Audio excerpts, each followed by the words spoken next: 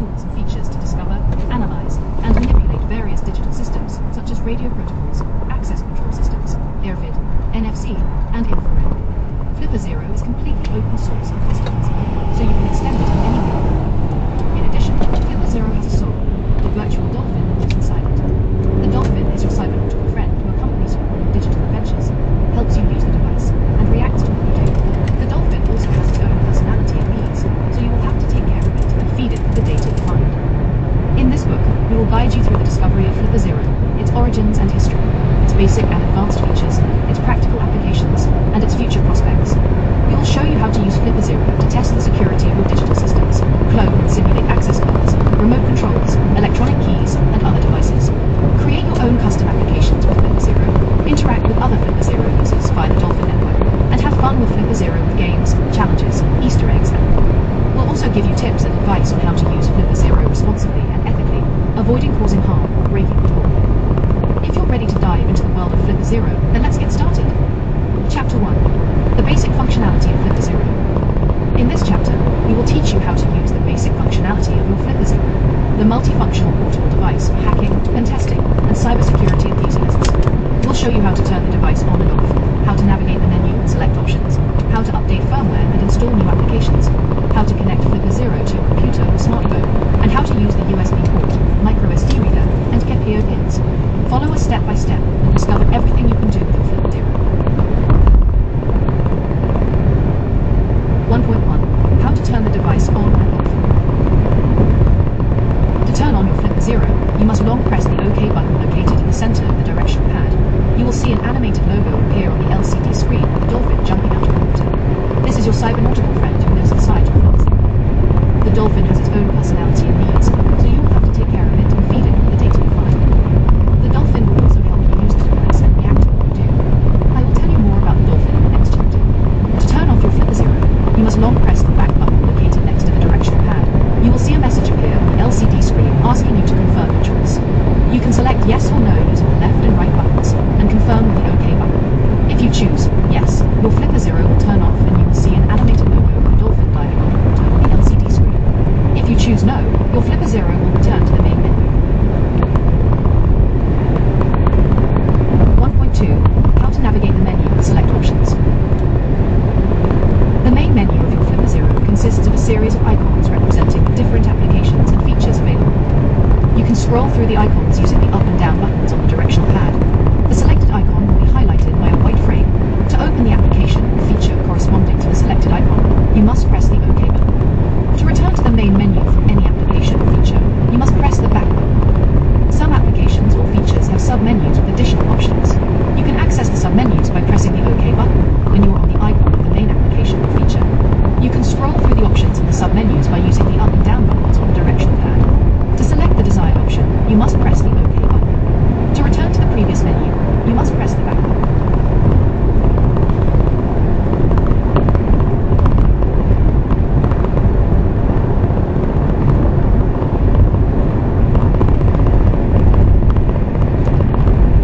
Including guns. Talking to them about gun safety in your home is a good first step, but you can do more. Always keep your guns locked, unloaded. Brings new health goals and wealth goals. Protecting your kid photos.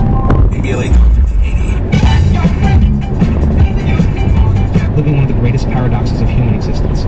Every day, I watch thousands of people chase relationships, desperately seeking that missing piece they believe will make them whole. You see, we've been programmed to believe that loneliness is a disease and companionship is the cure. But Like we hear from people at home, so 9 out of 10 people don't want to be here at home at the end of life. Or are we just continuing that care? I'm Suzanne O'Brien, and I'm a college nurse, and I'm the founder of the International Caregivers Institute. My life's purpose is to teach others how to care for those at the end of life. So if you are a family member wanting to learn how to care for someone you love at the end of life, or you're someone who wants to be a professional end-of-life practitioner, this is the place for you. So sit back, get a cup of tea, and relax. This is the Ask a Deaf Doula podcast.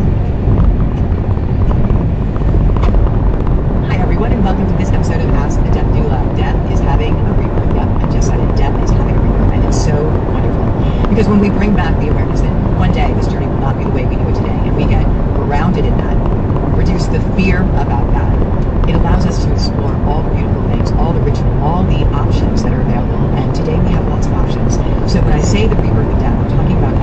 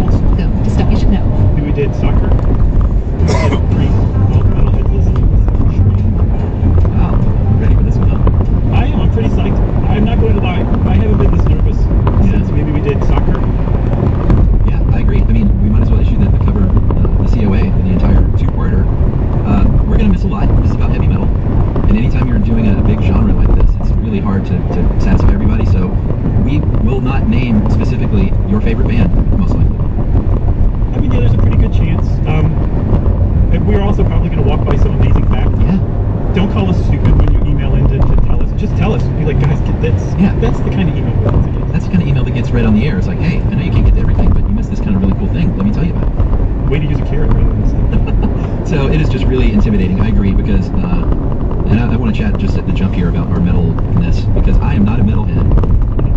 My metal experience is largely from high school as a Gen Xer in the 80s, hair metal.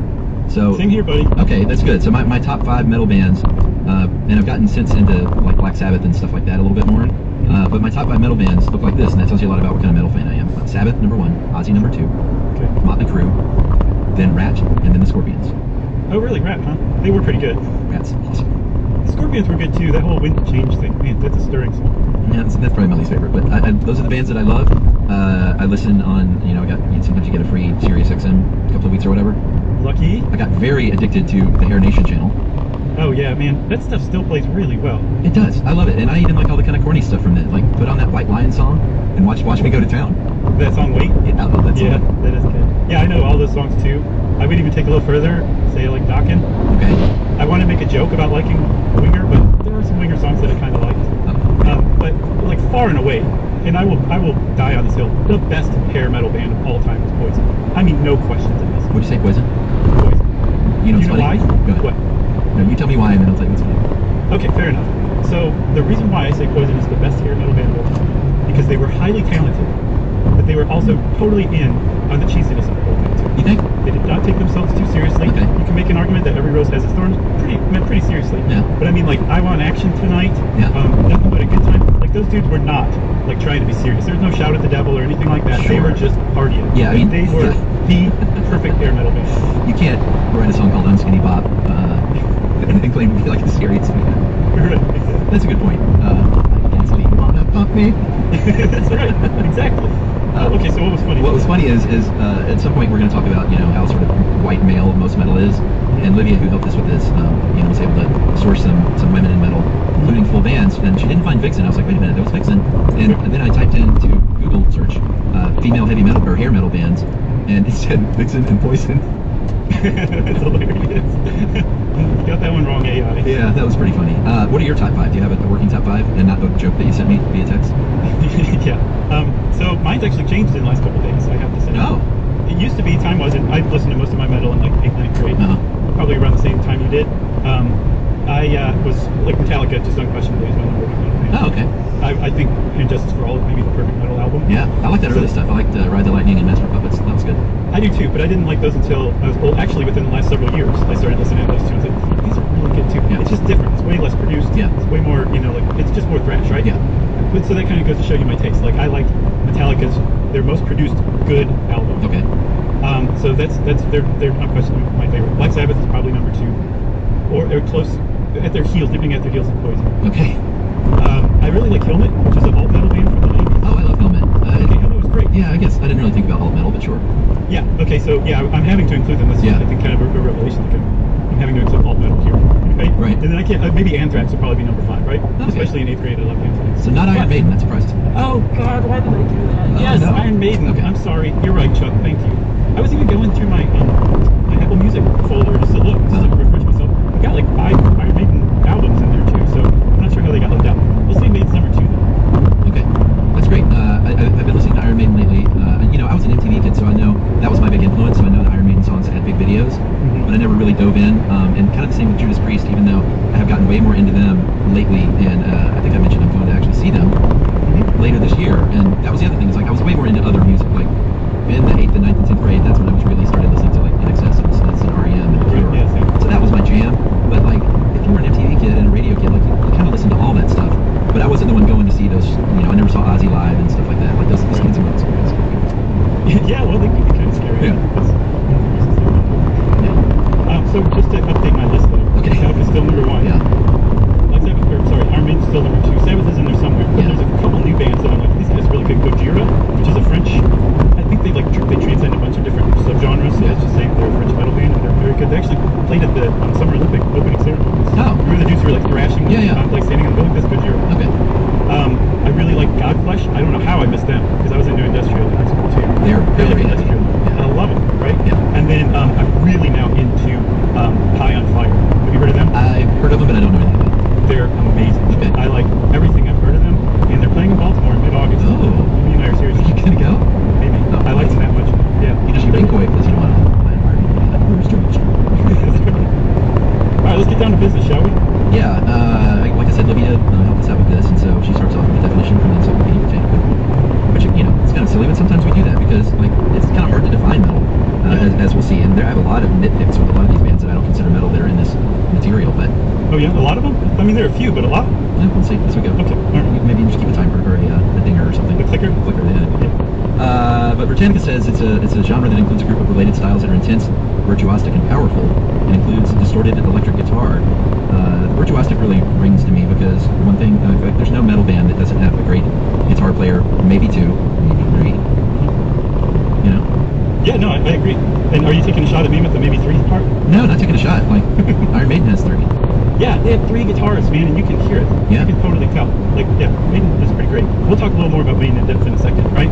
But I think you just kind of laid it out there. Like, that's as tight a definition as you can really kind of corral all of metal into, just because there's so much varied stuff. It's like a really fractured genre of music. Yeah. There's subgenres of subgenres. Yeah. And there's probably subgenres of subgenres of subgenres. Like, that's how niche some of this stuff is. Like, if the average person came along and listened to, you know, some similar subgenres or closely related subgenres, they would not be able to tell the difference. Some of the subgenres, like, are pretty different, and the average person could tell the difference. But when it gets super niche, you really have to be a fan to be able to be like, oh no, this is technical thrash. Yeah. Deathcore, you know? Yeah, for sure. There is another little bit from the Grammys, because now the Grammys has awards for this kind of thing, where they mention dark lyrics that may focus on social issues or fantasy and myth. That's kind of important because I found when I was nitpicking, and this is just juxtaposed opinion, but sometimes the difference was very small as far as, like, you know, all of the trappings of metal, but I still don't consider it metal because maybe a very nitpicky reason. Mm-hmm. But, you know, if you're singing, it's heavy guitar, and you're singing about Lord of the Rings, chances are you're heavy metal. Except Led Zeppelin to me is not heavy metal. They're hard rock as far as I'm concerned. No, Led Zeppelin has always said, like, we're not heavy metal. We never have been. We're like blues rock, hard rock, maybe heavy rock. I don't know. They've always said we're not heavy metal, even though, like, if most metal historians will point to them, at least to some degree, as one of the founders or progenitors of heavy metal for sure. Yeah, I also want to point out the Grammys missed something. They said that when they're focusing on lyrics, dark lyrics that may focus on social issues or fantasy and myth, they forgot or girls. Right, for sure. Because hair metal, not a lot of social issues, not a lot of fantasy, not a lot of myth. That was a specific period in the 80s where they were mostly singing about girls, and sometimes in a very gross way. Yeah, for sure. I mean, it's definitely, the world's definitely evolved past the hair metal view of the world. Yeah. It's still fun. Boys, it still just wants nothing but a good time. So, we did talk about Led Zeppelin. There's actually what's known as the unholy trinity of hard rock, and Led Zeppelin is considered one. Yeah, agreed. And yes, no one's going to say, like, oh no, they're not hard rock. It's just, are they heavy metal, or were they just helpful in laying the groundwork for heavy metal? And like you said, one of the things that Led Zeppelin did, they were singing about Lord of the Rings before Orlando Bloom was even put up. Right. Yeah, I mean, there's a guy that Libya found named Jack Mannon of the Metal Hall of Fame. He says that, you know, they have lyrics related to the occult, high fantasy, Lord of the Rings, war, distorted guitar, a loud, long-haired, great lead singer, and, like, again, all those things are fairly metal, but I don't know, there's something about it. They're just more hard blues rock to me. For sure, and a lot of other groups from the 60s you would kind of lump Led Zeppelin in with, because they were all starting to experiment with really distortion-heavy guitar. Yeah. But they were blues rock for sure. With Green, the Yardbirds, which actually gave birth to Led Zeppelin, it turns out. Yeah. Jimi Hendrix was another one. Yeah. He has a metal tie-in, though. Lemmy Kilmister was a roadie for Jimi Hendrix before he went on to found the band Motorhead. I was today years old. Did not know that. Isn't that a great little fact? Yeah, that's really great. Hey, can you imagine those two together on acid? Yes. Deep Purple is the second of the unholy trinity of rock. They were recorded in 1968. But again, a little more like prog rock to me. I think by their fourth album, which was Deep Purple in rock, is when they replaced their singer with a guy named Ian Gillan, and their bassist with a guy named Roger Glover.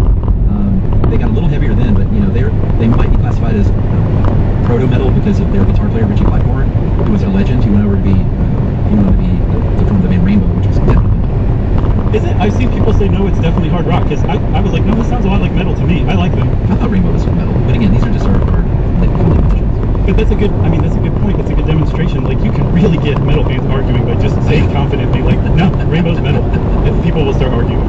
Yeah, and then Sabbath comes along, and to me, they're very much sort of the birth of metal, and I think a lot of that has to do, like, the difference between them and Led Zeppelin to me, even though there are a lot of similarities, is Ozzy's voice was just, he had a very sinister, kind of creepy sounding voice, and their music just sounded more sinister than Led Zeppelin. and not just sounded like they were like the stuff they sang about. Yeah. Especially today, you're like, yeah, that's metal. But when you look back at what the time they were coming out of, we're talking like the free love, hippie, the 60s. Oh, yeah.